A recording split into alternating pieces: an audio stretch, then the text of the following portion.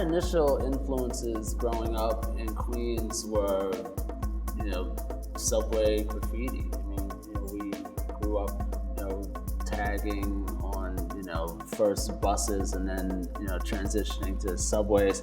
And, this is early 70s, so this, is very early on. But, like most kids, my, early art influences were comic books and painters like Andy Warhol and Lichtenstein, folks like that.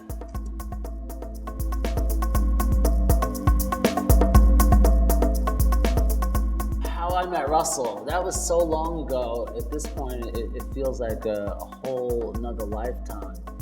But what happened was I was painting a handball court, and a photographer was taking a picture of one of my pieces, and I asked him what he was shooting for. He says, I'm shooting for an album cover for a group called Run DMC. And I was like, okay, Run DMC, what's that? And he gives me a business card and it says Rushtown Productions. And so I go down and I meet Russell for the first time. And like I said, this is early 83 maybe. So the first Run DMC single is out and it's on the radio, but they're not a household, word by any means. And that was really the beginning. I met Russell, that day, and it feels like we've been joined at the hip ever since. That meeting predates Def Jam. That was 1983. Def Jam didn't start until the summer of 1984. So at the time, Russell was a manager for Curtis Blow and Houdini and Run DMC.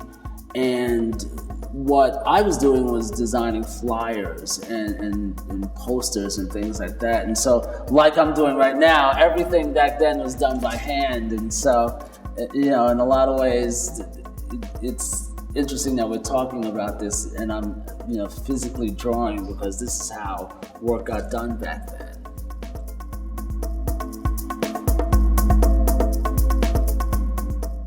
You know what?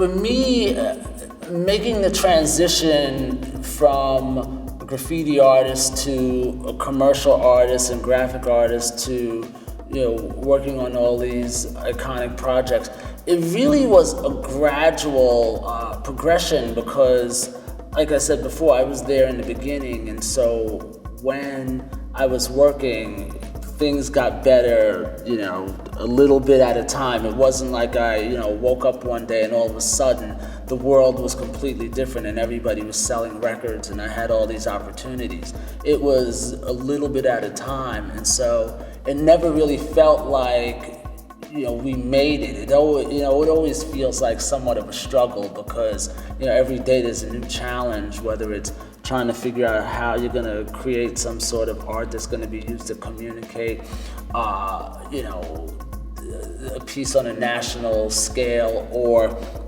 just really trying to figure out how you're going to, create something that's going to connect with, with an audience. And so, for me, it's a simple process. I don't pay attention to all the, the things that are going on outside where the success is concerned with a lot of these artists.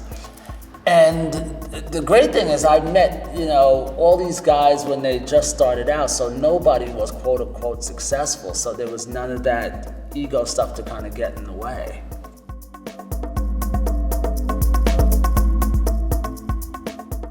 My favorite part about collaborating with artists is basically this sort of thing, talking about the process, talking about what they're excited about, and really trying to figure out what the common ground is between what I do and what they're doing with the music or whatever the art form may be, whether it's comedy or filmmaking or whatever. And just trying to figure out how I can connect what I do to what it is that they're trying to do. And it's always a lot of fun because, like I said, most of the time these guys are just starting out from scratch. So it's fun to kind of watch something grow and morph into this thing that's larger than life, and then kind of look back on where we started and say, remember when we started that? This is before anybody knew who you were. And they're like, oh yeah, and look at us now. So it's definitely interesting, I have to say.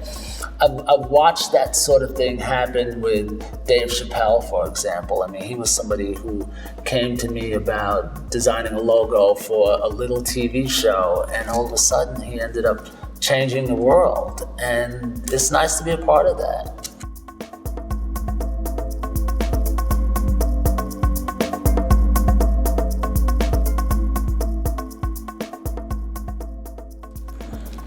The Beastie Boys always have a good idea of how they want to be represented, and that sort of thing for me is fun because it gives me a sense that we're collaborating. It's not just, here's a handful of ideas, take it or leave it. It's always a give and take sort of process.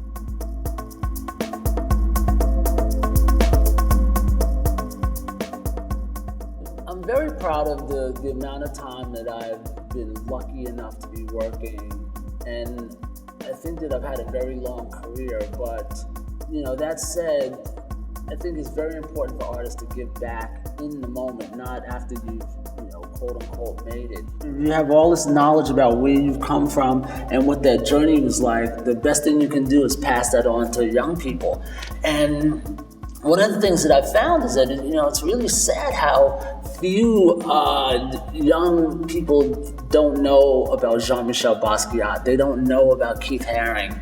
And I think, because I was somebody who was friends with those guys and we hung out and spent a lot of time together, that I can give them a first-hand look at what it was like, being around at that time and how similar it is to today. It was just a bunch of young people hanging out trying to, make music and make art and, dance and things like that. And so I want people to understand that. And that's my whole motivation for teaching, is really just to kind of explain what the journey was like and to encourage these young people to make art as well.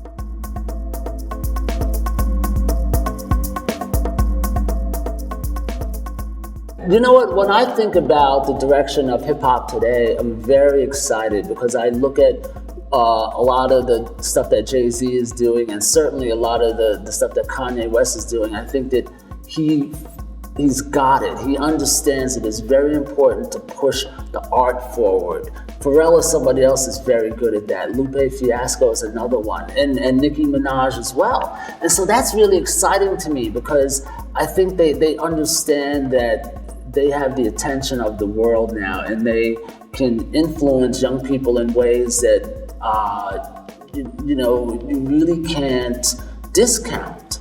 And so it's great that they'll encourage people to think about things in an abstract sort of way, and they'll make you go into a gallery and look at a painting because they were interested in a specific artist. And that's something that was very difficult years ago. If I tried to use an abstract, expressionist painting on the cover of an album cover, it would have never, gotten past the powers that be.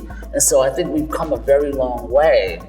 And that's one of the things that's really exciting about artists like that are not afraid to take chances. It really is inspiring to see that, and it makes what I do that much easier today because, like I said, I remember a time when you couldn't do stuff like that. It had to be an artist standing in front of a brick wall in a b-boy pose with, ice grill on his face. And, we don't have to do that anymore. We've done that and we've evolved.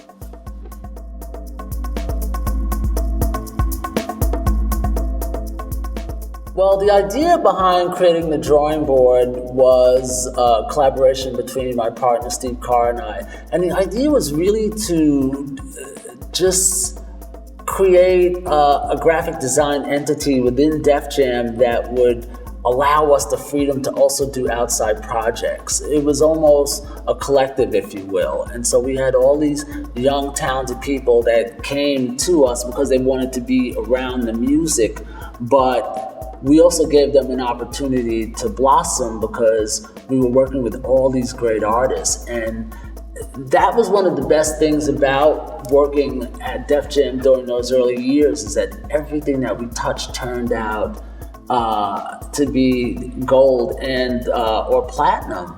And in addition to doing all the great work with Def Jam, we were also lucky enough to work with Puffy and all his great bad boy artists. And for that matter, Andre Harrell and a lot of the great artists at Uptown. So we really kind of had our finger on the pulse of what was going on in New York for a very long time. And it's something that I'm very proud of, and I know Steve is proud of it as well, because we were just trying to, like I said before, just really have fun and try to make our mark. And it was just so amazing to watch each one of these artists grow and develop and become, these international icons. I mean, you look at LL Cool J today, he just makes me feel so proud. And he's somebody I've known since he was 16 years old. And the Beastie Boys as well, for that matter. They're being inducted into the Rock and Roll Hall of Fame. And it makes me want to cry just to think that, these are my friends. Chuck D is another one. I mean, just, these guys could not be better human beings. And that's really something that makes me proud. I mean, Russell Simmons and Leo Cohen as well. Just, we've all come from such humble beginnings, but everybody just had these lofty ideas about, how they were going to take over the world. And it really ended up happening.